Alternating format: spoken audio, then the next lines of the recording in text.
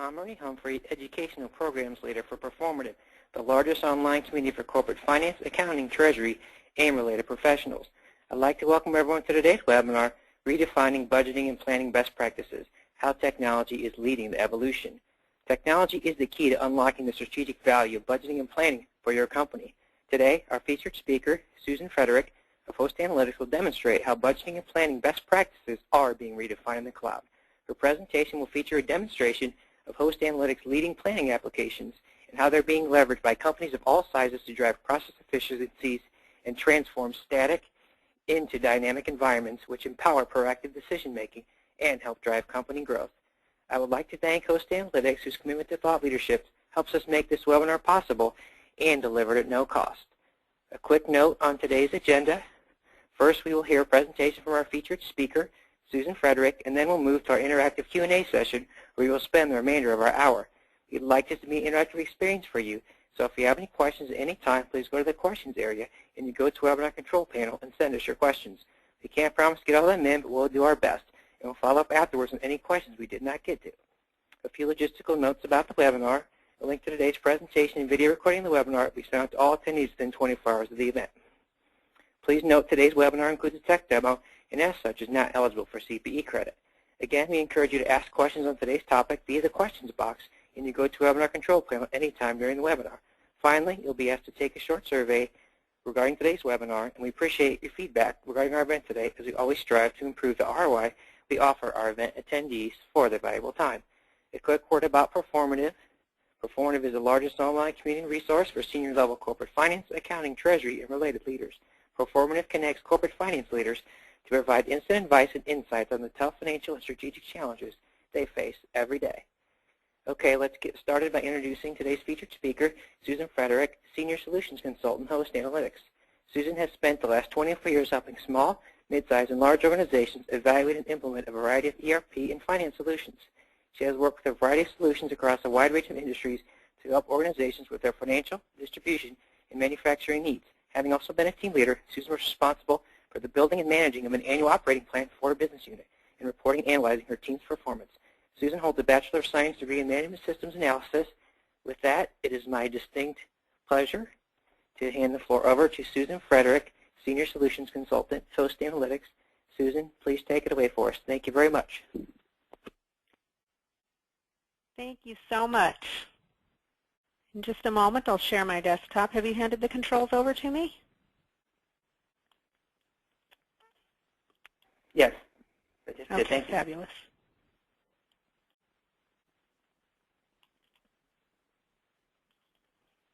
Okay, can you see my PowerPoint slide that says hitting plan is hard? Yes, Susan. Perfect. Thank you so much. Well, welcome today. I'm excited that you decided to join us today. So first of all, let's talk a little bit about what finance struggles with today. Hitting plan is hard, and even the biggest companies, as you can see here from Apple, struggle with, even though they have a large number of resources. Companies misplan because they look at the wrong information. They let the rear view mirror guide them with historical results rather than using a GPS to guide them with forward-looking market indicators. And as companies get larger, it's harder and harder to get everyone paddling in the same direction, and it becomes even more difficult to sort out all the signal from the noise. While the bar is being raised higher and higher, there are still many obstacles that are in our way. We live in an era of information explosion, and we have data coming from so many different sources. Processes and systems are often inefficient and disconnected, so things are done manually, and that ends up leading you to costly, painful, inaccurate, and often outdated information. At the same time, the finance professionals want to evolve from being simply an Excel jockey or an Excel wizard, and they really want to be strategic partners of the business. But this requires that processes evolve as well.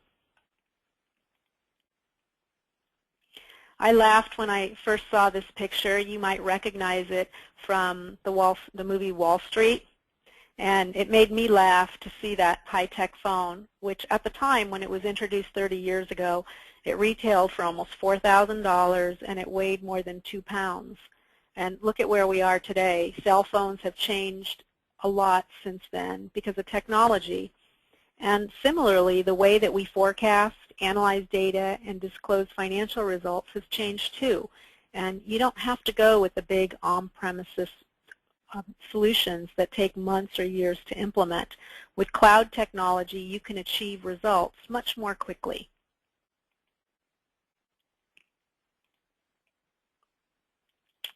So there's a lot of buzz around the cloud as it's gained more attention, and that has created a lot of myths to proliferate. And cloud computing is not a new revolution, although some people think it is. Cloud solutions have been around for years, and the cloud has really become mainstream in many organizations. In the simplest terms, the cloud refers to the internet, and cloud computing is the transition from you having to buy, install, and maintain your own software and hardware to being able to access applications on demand through the internet. And it's really the modern way to deliver software, and there are many benefits to cloud solutions. Host Analytics is what we call a multi-tenant software as a service application, and that goes beyond providing the benefits that you see with a hosted application.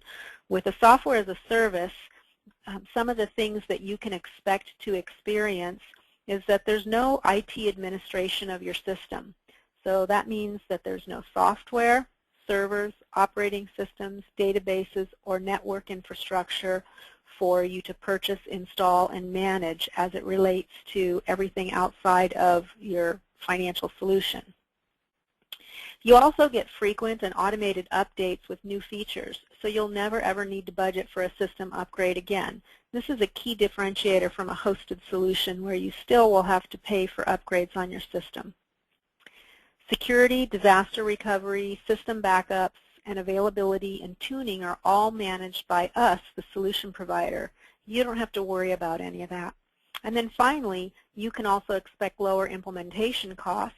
They're typically about a quarter of the cost of on-premises solutions, which leads to a more rapid time to go live and total overall decreased operational costs. And at the end of the day, what it really boils down to is that you can focus on your core competency, and you don't have to focus on the systems or the infrastructure to support that. And customer service is a great example of how the cloud is transforming business. Prior to joining Host Analytics, I worked for an on-premises solution provider. And when a customer would call into support, there was so much time that was spent understanding the customer's environment. So we would have a user call into support, and support would ask questions like, what version of the software are you running? What operating system are you on? What version of the operating system? Have you installed the latest service pack? What database are you running? What version of the database? The service pack question again. And usually the person that was calling into support was a business user with a business problem, and they didn't have all that information handy.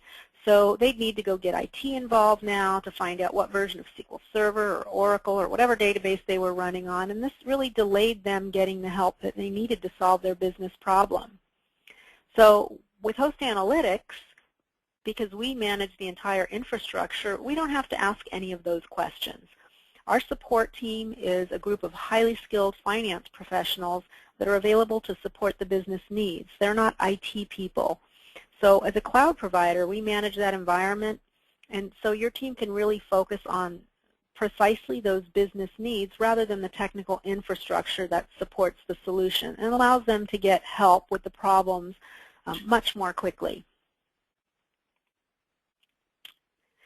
So with so many benefits to cloud solutions, it's not really surprising that cloud computing is becoming a customer-led revolution.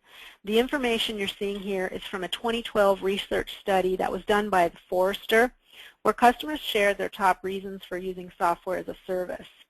And while many organizations are aware of the lower overall cost of ownership for cloud solutions, I was surprised to learn that so many companies chose software as a service for improved business agility and improved focus. Not surprising to me was that the companies prefer faster implementation, who wouldn't, and that they enjoy the frequency of new releases with capabilities that really give them an edge over their competitors. Deanna Lowell of Miriam Technologies, I like to hear what she said. She said that it was like Christmas morning every time she logged in to a new release of Host Analytics. So let's talk about some of the benefits of cloud computing. Based on Gartner's research study, we've summarized cloud computing benefits into three major areas: agility and speed, security, and lower overall cost.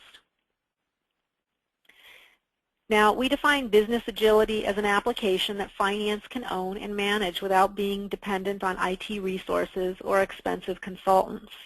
Finance can implement the solution quickly, and they have a platform that's flexible enough to handle their changing needs, and it's free from the burden of upgrades.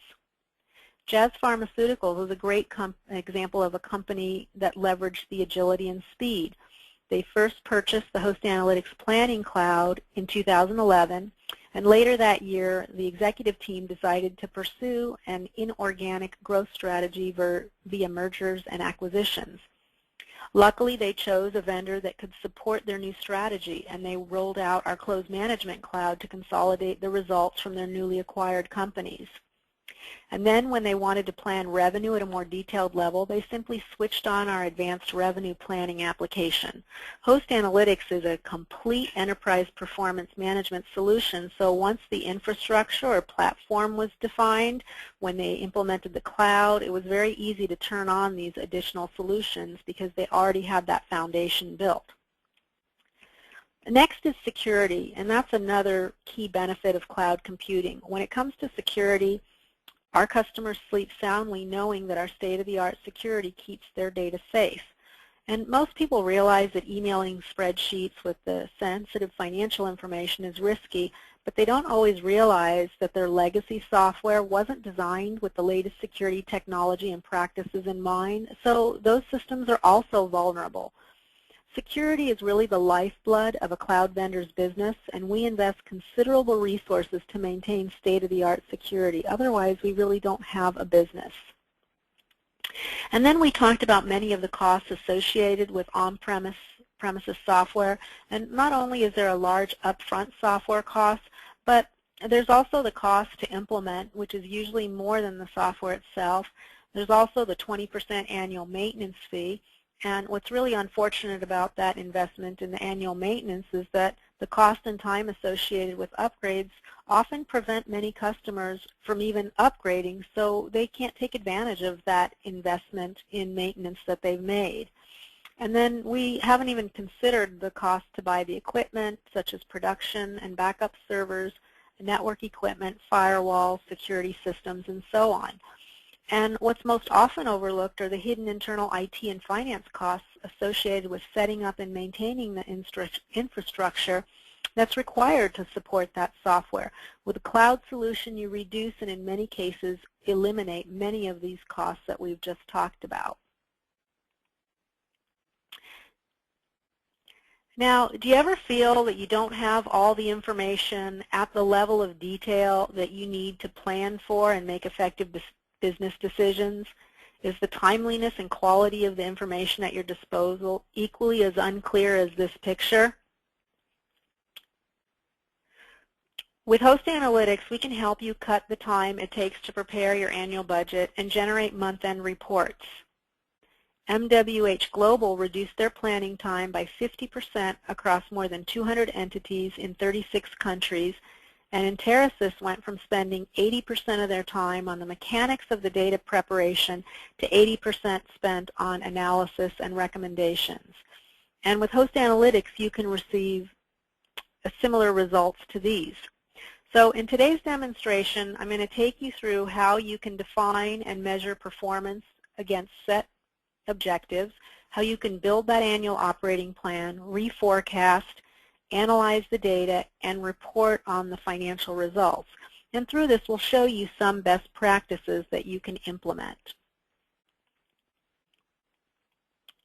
So let's start with the end in mind.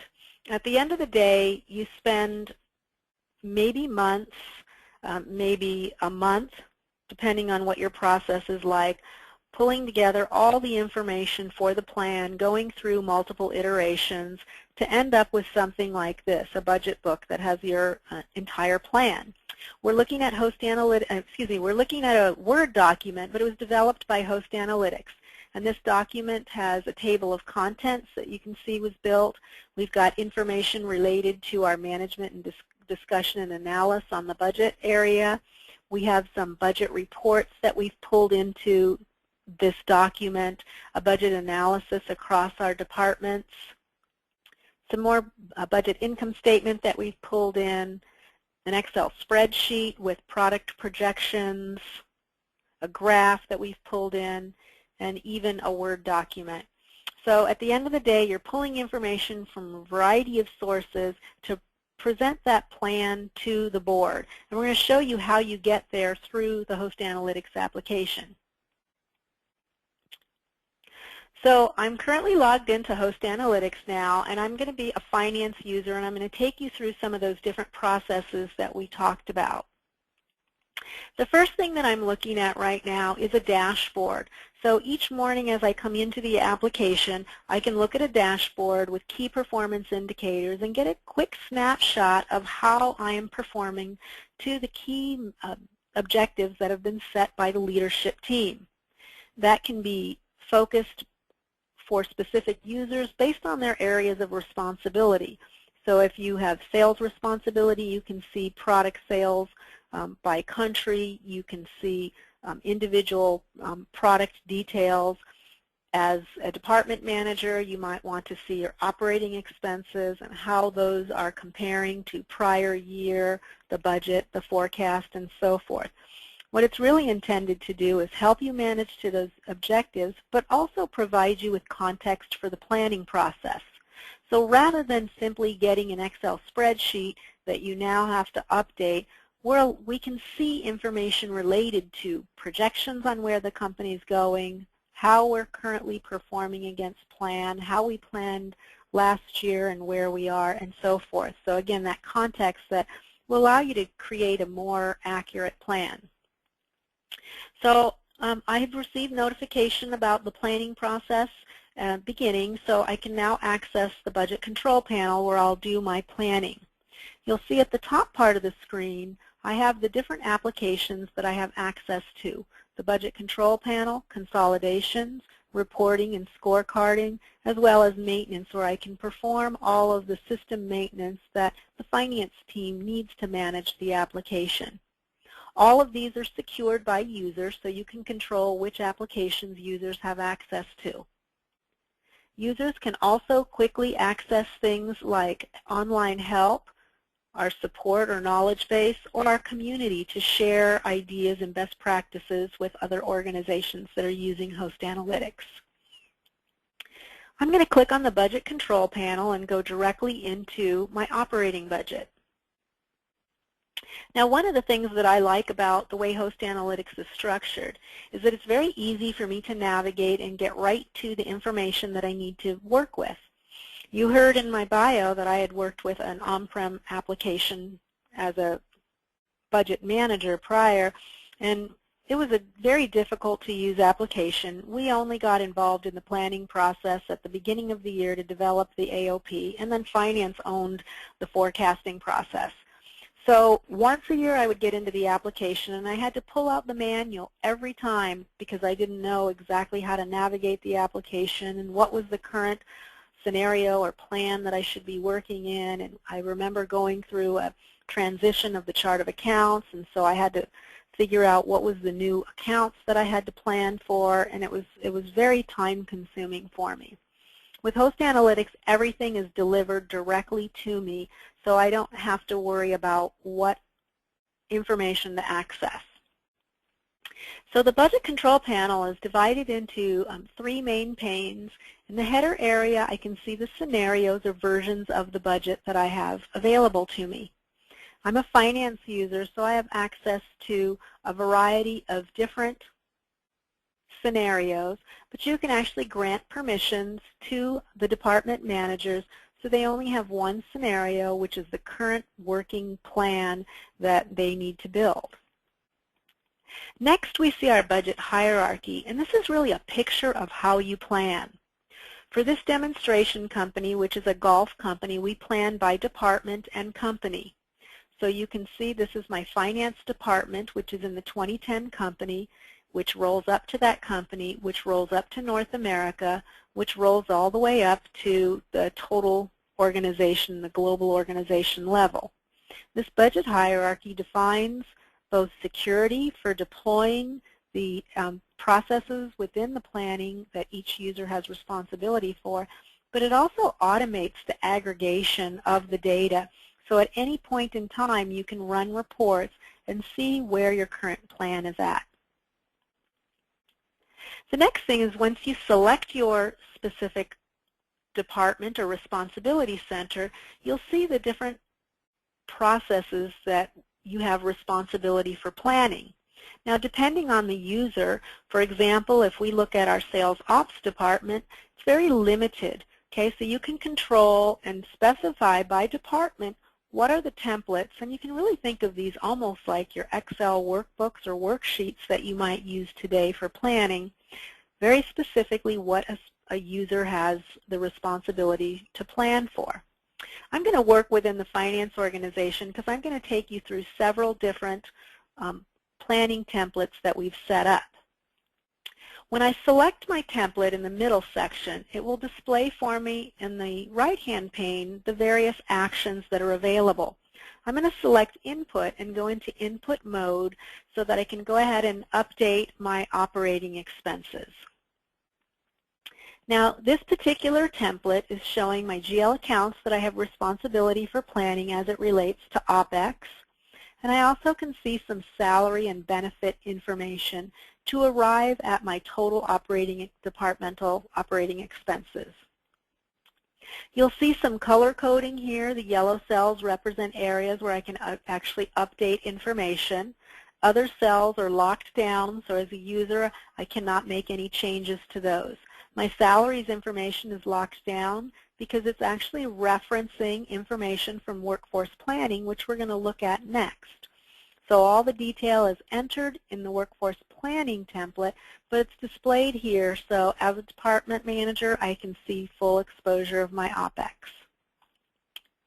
Now, you can see I'm planning in monthly increments.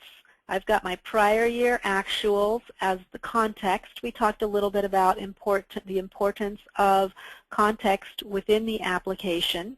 And then I have my target that's been set. This was built using a top-down model, so I made some high-level assumptions, and then I drove those assumptions through to the plan to provide a target for the users. And again, this context becomes invaluable in the planning process. So I can do things like I can select my target. I can do a right mouse click to copy and paste. And I can do a Control-C or Control-V, by the way. I can spread that. I can enter that into my spread value, which now allows me to define an annual amount and to apply that across all of the periods in my plan. And we'll just go ahead and select even, and you'll see that applies an even spread. Now for my professional fees, I have an extremely large amount in the professional fees, and I might actually want to go see what's related to that. So additional context allows me to drill into reports so I can see the underlying detail.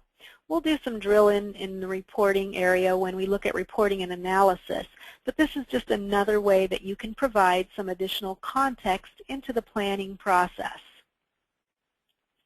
I'm going to go ahead and enter in an amount related to professional fees, and let's say I have professional fees that I'm assuming are going to be $500 per employee. So now I've gone into the application. I'm starting to use standard Excel syntax to create a calculation. Equals 500 times, and I'm going to use my employee headcount, or FTEs, that have been brought in. So now I've updated this amount using a standard Excel calculation. And the nice thing about Host Analytics is that we're leveraging Excel for the web. So the knowledge that you already have, you'll be able to use within our application. That means you're up and running very quickly, and there's no additional training required. The last thing I'm going to do is select my last 5 accounts here, or actually I'm going to do 3 accounts because I'm going to show you one other thing. I'm going to select these bottom 3 accounts, and I just want to do a monthly increase in percent. And I'd like to increase over prior year 5%. So I can select those accounts. I select the monthly increase in percent and define that increase percentage amount. And the system automatically applies that over prior year actuals. And you'll see my prior year actuals is a hyperlink, so that allows me to drill in and actually see what those prior year actuals were that were used to leverage that calculation as it built out my plan. The last thing is I want to provide some supporting detail when I enter in my dues and subscriptions. So I'm going to click on this L, which is my line item detail, and this now allows me to add in supporting detail. Now you'll notice I'm going to be hitting my dues and subscription account, which is 6704, but I do want to build up that plan so I have an understanding of how I arrived at the number. So this is a golf company that we're working in, and we're going to join the PGA Association, and that is a $1,500 cost in February, and LPGA, we're going to join that association, and that becomes due in June, and that one's also $1,500. So now I've created some underlying detail that supports my total plan, and I can drill into that detail at any point and see how I arrived at that number. It's also color-coded here on the screen, so it indicates that I've got that line item detail. When I was planning, I used to do things in an offline spreadsheet because I didn't have the ability to do this. And I started doing that after I would have finance come back to me and ask me about my plan, and I didn't know how I arrived at a number. So this allows you to keep everything all integrated in a single location. The next thing I'm going to do is I'm going to click on the N, which is my notes option. And I can put notes in here. So I'm going to say, please see attached PO. And then you can see we have an attached document. And I can go right into my desktop.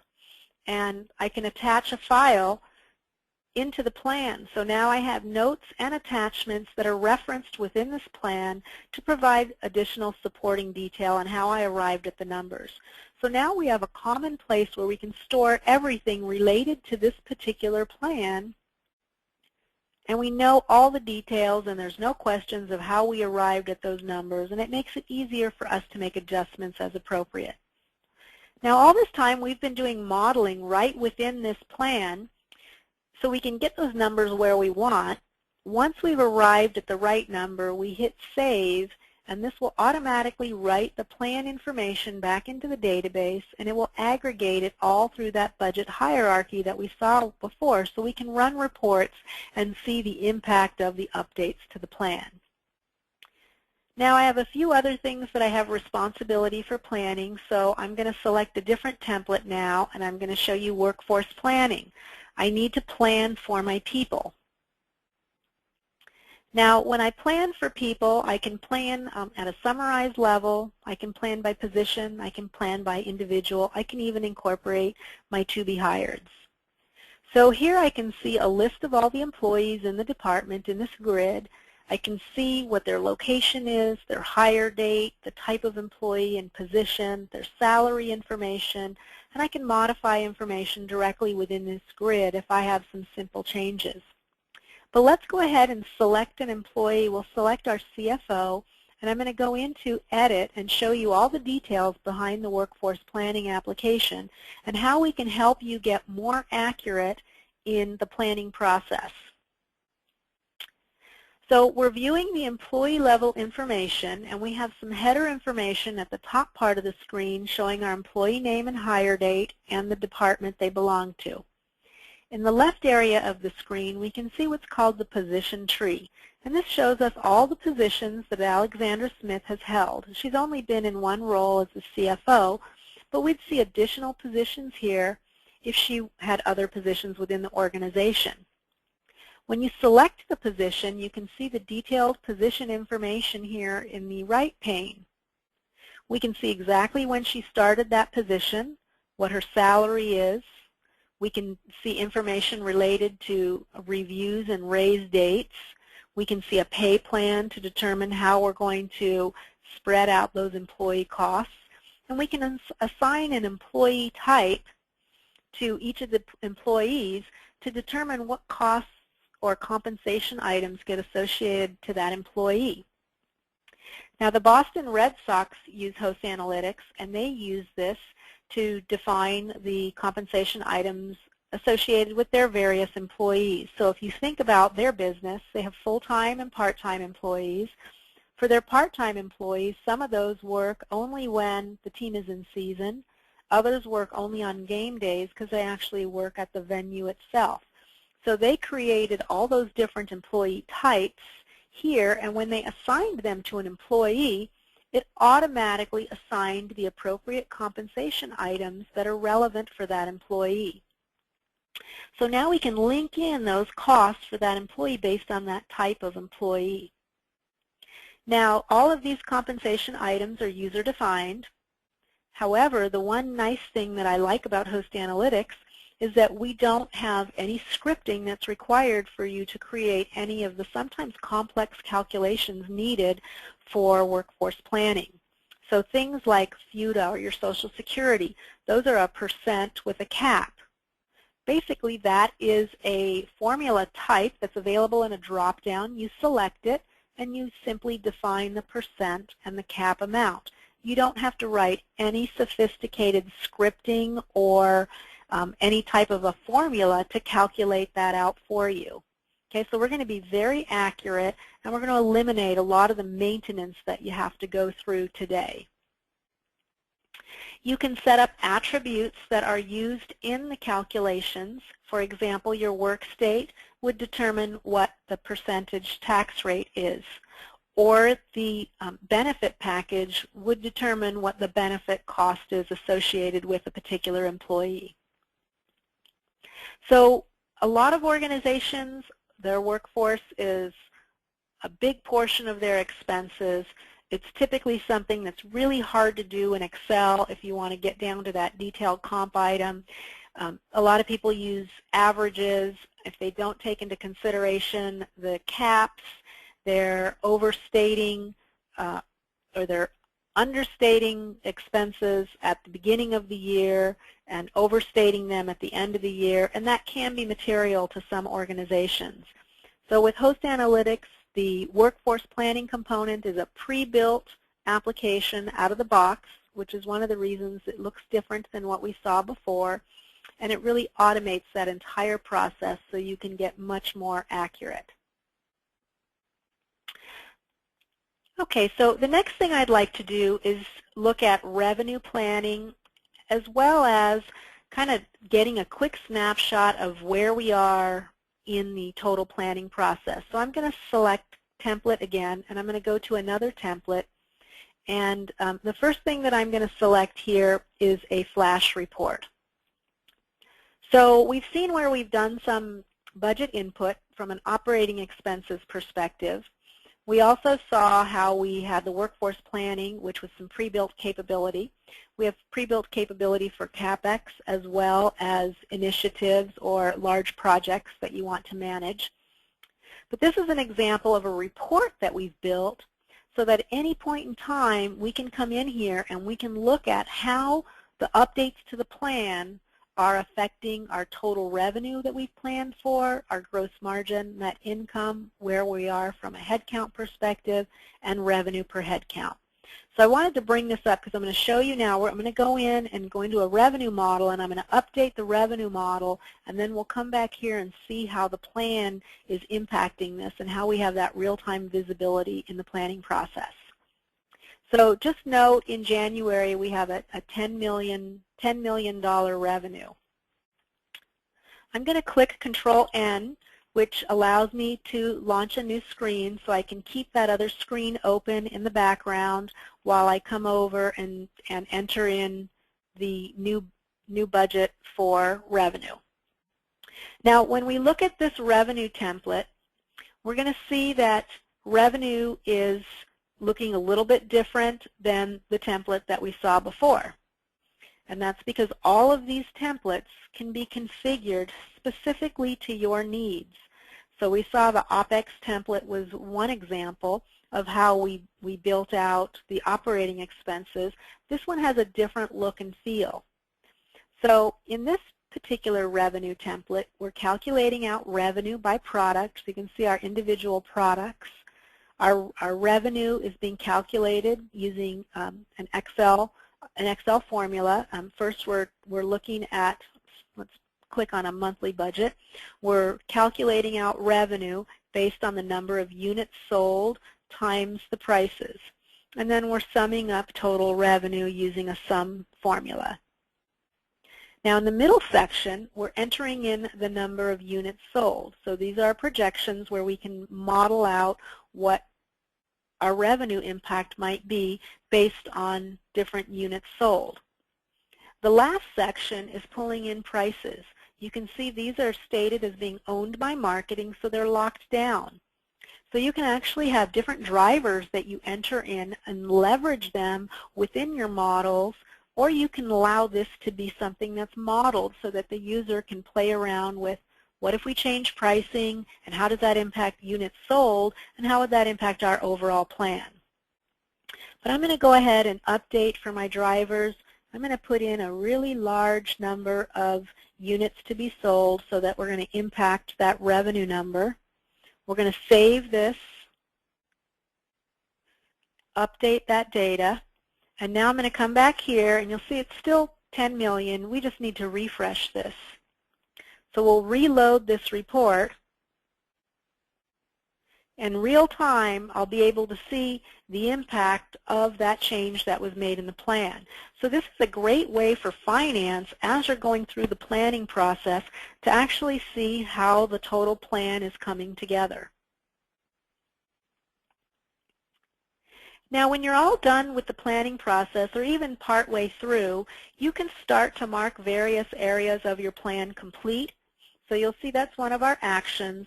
So this will color code your plan so that you can keep track of what you're doing. You might be changing the tab or worksheet color within your Excel spreadsheet to signify that today. There also is a full-blown approval process that's built into the application. So when you're done with your plan, you can forward that on for approval. You can have multiple levels of approval as necessary. You can include any commentary or notes here when you forward the plan on for approval. Now, several different things happen when you forward this plan on for approval. First off, you'll see that we had a visual indicator now with this plan that's showing that this plan has been forwarded on. We have a legend down at the bottom of the screen which shows us the red circles indicate that it's a work in progress. Your yellow arrow indicates that it's forwarded. A check mark, green check mark, is approved, and then your padlock is completed. So from a finance perspective, you can go out and see exactly where everyone is in the planning process. It's interactive as well, so as you're looking at the plan, you know what is ready to be reviewed and approved, and you can come right out here and start looking at the plan and approving it.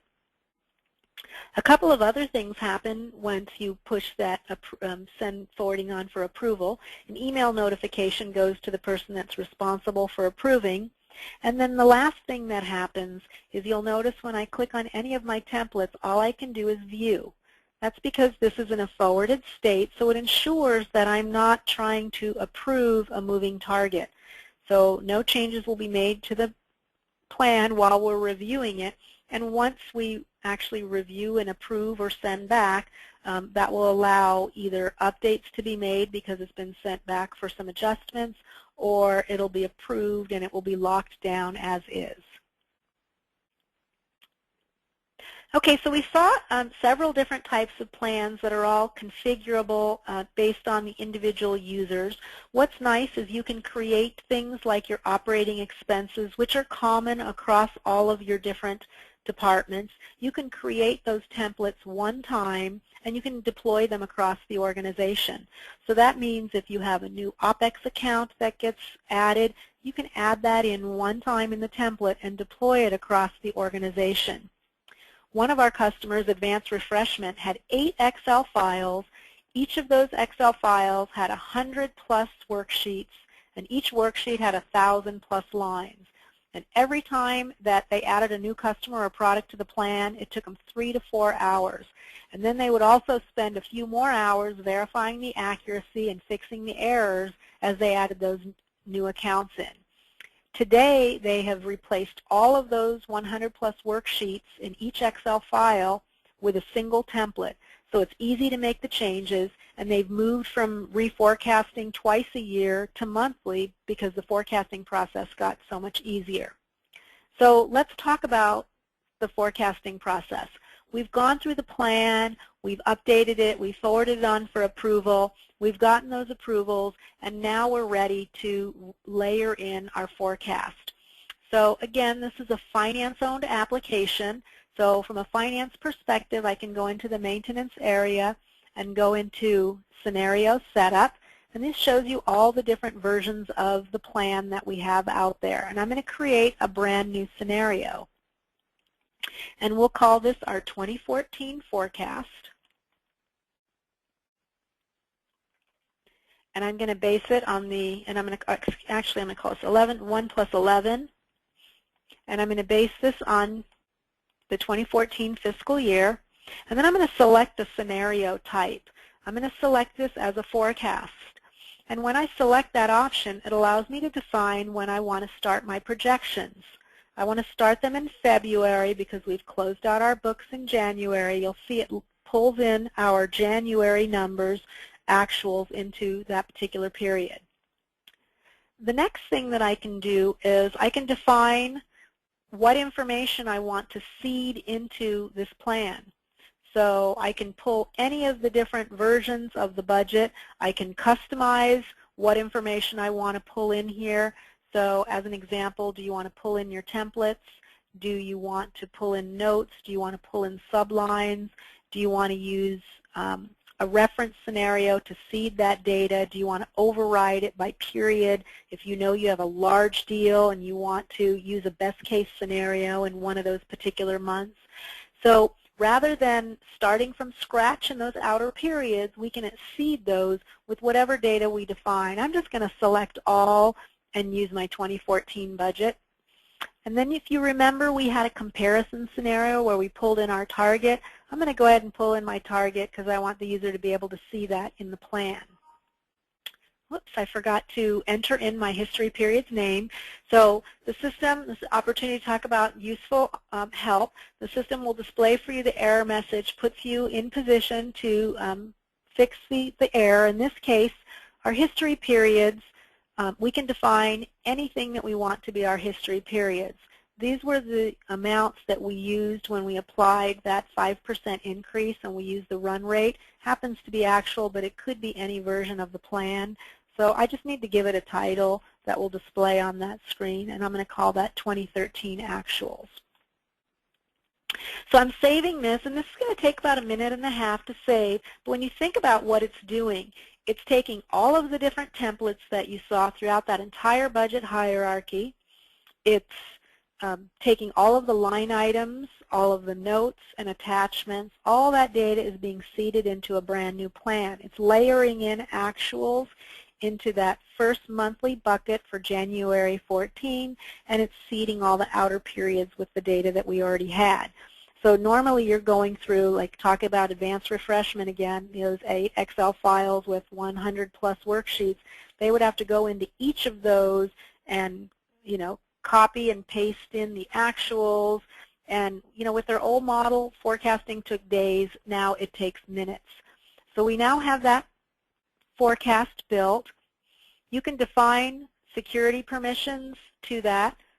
It can be by default where you automatically get it. I'm going to go ahead and give myself permissions. I'm going to save it, and I'm going to come back over into the plan once I've saved those security permissions. And I'll show you how that plan now will display in the budget control panel. We'll select our 2014 1 plus 11. I'm going to go back into the finance department where we actually updated the plan for OpEx Basic, and I'll go into input mode. And this will leverage the exact same template that we had before. The one thing that'll be different that you'll notice is that now we have January actuals coming in here. This is displayed in orange. It's locked down, so I can't read it.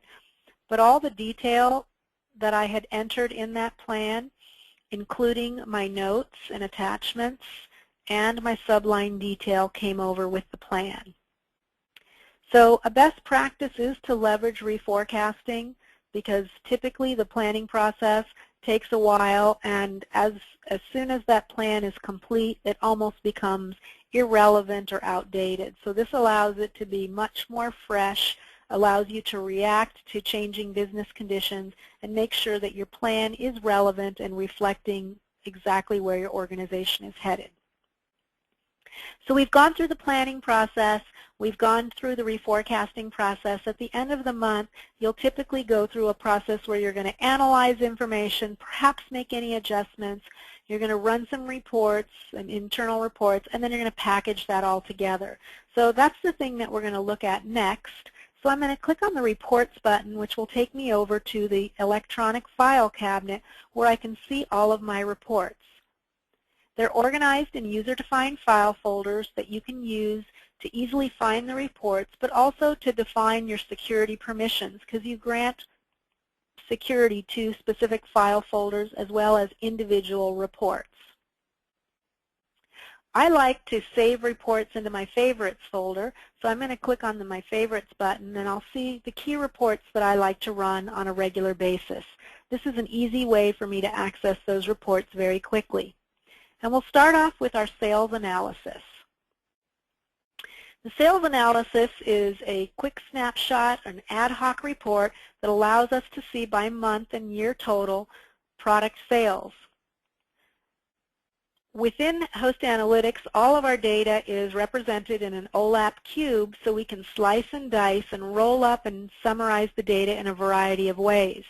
So you can see we saw entering in product level information by GL account and by that product, but that rolls up into different product lines and groups or product families. I've drilled down through that plus sign to be able to see that lowest level of GL account data, and then when I hover over an amount, I can actually drill right into my transaction level detail. And the transaction level detail allows you to pull in information from your subsidiary ledger, your GL system, and view that. It gets summarized by specific GL account, and you can bring in whatever relevant information here to help you understand either the nature of your costs or the nature of your revenue. So in this case, we're pulling in sales to a specific customer, so we can see the customer name, the invoice number. We even have a link into a PDF file if you want to see the scanned-in image, and we can see the different amounts. The Boston Red Sox implemented this link because they wanted the users to be able to drill right into the actual invoice itself. And again, it was really critical for them to be able to see the nature of their different costs.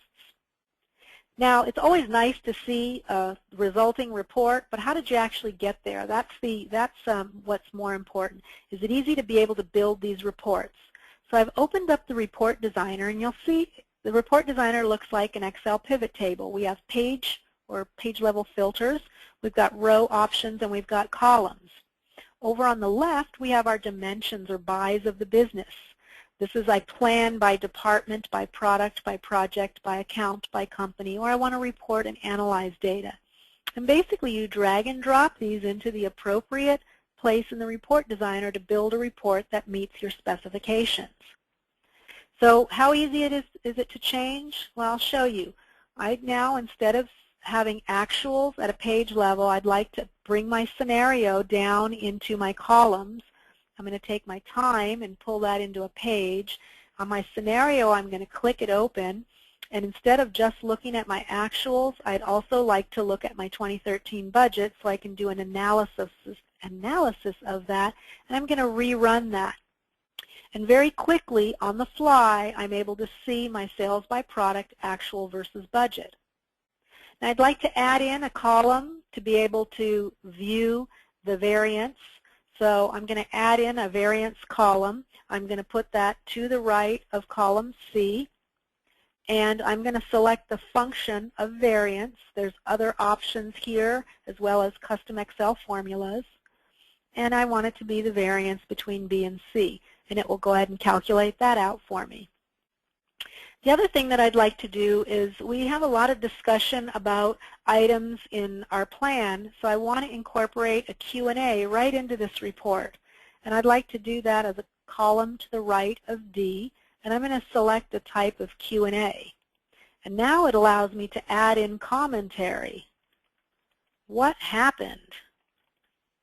Now I can save this as a snapshot, save it to a specific collaboration folder, and now different users can get involved in commenting and providing additional detail on why we're off plan so much.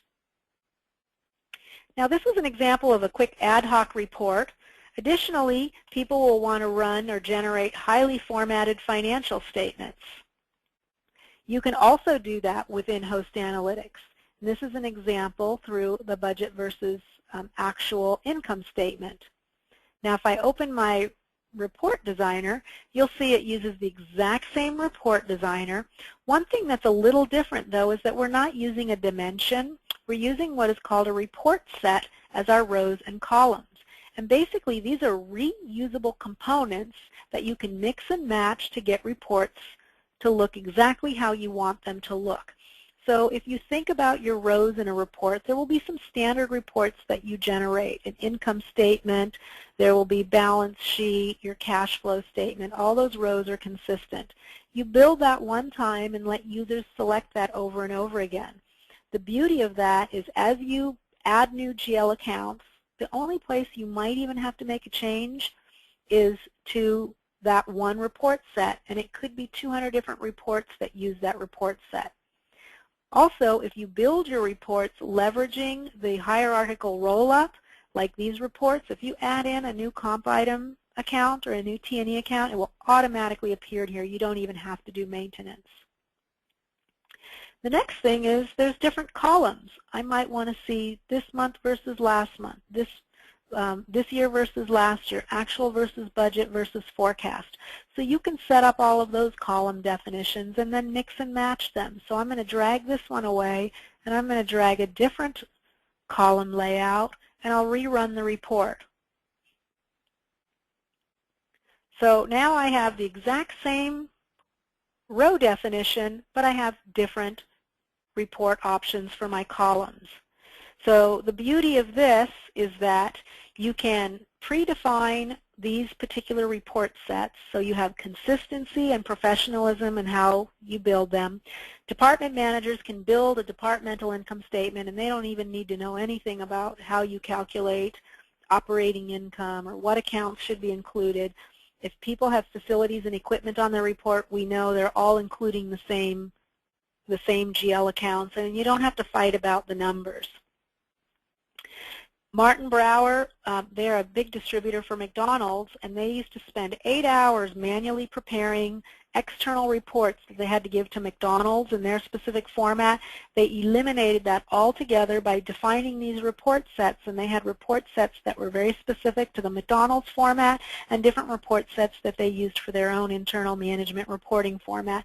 So it saved them a ton of time.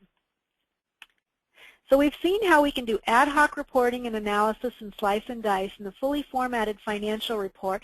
The last thing that I want to show you before we go over to Q&A is that budget book and how we built that out. So we started the presentation with the budget book, and it contained a variety of information. And the financial package publisher allows you to pull all that information together in an automated fashion. So similar to the budget control panel, we have 3 panes. Here we've got the contents of the report, we've got properties related to each component in the report, and then parameters if applicable.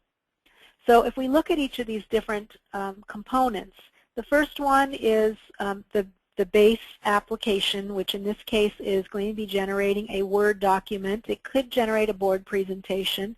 We've defined our template, so it'll include watermarks, color codes, however you want. We have due dates for each component to manage the workflow as well as owners and participants in the process. Next, we had a table of contents. This is a content type, and the system automatically builds that for you. Next, we had our budget commentary. This is a content type of text. So we can actually put in the free-form text in here using the text editor. We can even use variables in here. So the system will go right into our accounting hierarchy and pull out our operating income and populate it right into this report for us. Next, we have some reports. These reports are going right out to your file cabinet and allow you to pick from any of those reports that you've predefined. You'll also notice as you're selecting content, you can define whether it's included in the table of contents, you want a page break, or if you want portrait or landscape. We had some Excel product projection charts and graphs in here, so we went to an Excel file and incorporated that. And we had a Word document that we pulled in. And lastly, we pulled in our revenue performance by location, which was one of those graphs that we saw within our dashboard. So now you have a way to automate that process and generate those reports at a push of a button. All you do is generate. If there's last-minute changes, you don't have to recreate all of those reports yourself. You simply rerun this after you've refreshed your GL data, and you're good to go with a professionally consistent report. We talked about Miriam Technologies a little bit before. They had 2 controllers that would spend 1.5 weeks building their monthly report package. Now the financial package publisher does all that busy work of gathering the data, refreshing the reports, and allows their team to spend more time analyzing the results and less time worrying about where to get the numbers or if the numbers are even right. So this is really streamlining the process for them. Now what I'd like to do is just wrap up in talking about the things that we looked at. We saw how we can define objectives, which is really driving accountability. Users can participate in the planning process with an easy-to-use interface that increases accuracy by involving more people. Reforecasting is also going to increase the accuracy of the plan because you're going to make adjustments based on changing business conditions. You're going to analyze that data, which is going to help you with your decision making, and then ultimately you're going to improve business results. And you know where we ultimately want to get you to is a place where you have a clearer picture of where you've been and where you're going, and then that deeper understanding is going to help you guide the business and really move finance from the gatherers of data to the business partners and decision makers that you want to be. So with that, I thank you for your time today, and I'd like to pass controls back to Ernie for the Q&A portion, and I realize we probably don't have that much time, but hopefully we can squeeze in a question or two. Okay, great. Thank you very much, Susan, for that fantastic content. We'll have time for a few questions. Any questions that we do not get to, we will follow up with Susan and get the answers posted on performative.com. Can you expand on the difference between a hosted application versus the cloud application for us quickly? Yes, a hosted application is really the only difference from that and an on-premises solution is that somebody else has the hardware and has done the installation for you. So there's still all of that back-end infrastructure that needs to be supported. Usually it's a hosted provider that's doing that, but they will have to do upgrades to the system, and that will cost your organization. They have to maintain that infrastructure, which costs your organization as well. And so it's a little bit different than us managing the whole process for hundreds and thousands of customers all at one time, where we can really get the benefit of the multi-user and multi-tenant environment. Okay, great. One final question before we make our closing comments. Can you expand on, you went over a few of the benefits. Can you give us a few of the unexpected benefits that your customers are seeing in adopting these types of applications? Maybe something like collaboration or things they might not have expected that have really added value across our organization? You know, we talked about Miriam Technologies. They used our application for consolidations, and their biggest surprise was that they saved about $250,000 in their very first audit with the application because of the audit trail that was built into the application. Thule is another example of a customer. They got so much more accurate with their inventory planning process that they actually improved their investment in inventory by over $1 million because they didn't have to hold as much inventory. So they knew they were going to get more accurate in their plan. I don't think they understood the ultimate benefit to their business when they really had this information and were able to take advantage of it and change the way that they do business. Great. Thank you very much, Susan. Due to our time, I'm going to go ahead and close the Q&A session. Again, any unanswered questions, we'll coordinate getting those answered by Susan. In closing, a big thank you to Susan Frederick for her time and insight. Clearly a thought leader in her field and an excellent source of information on today's topics. Note in the post-webinar survey you'll be asked to take right after I conclude the webinar. You have the opportunity to express your interest in being connected with Susan and or our sponsor, Host Analytics, with just one or a few mouse clicks. Again, a big thanks to our sponsor today, Host Analytics. And finally, a big thank you to the audience for your valuable time. We hope to see you again soon at another performative event or online at www.performative.com. Make the rest of your day great, everyone.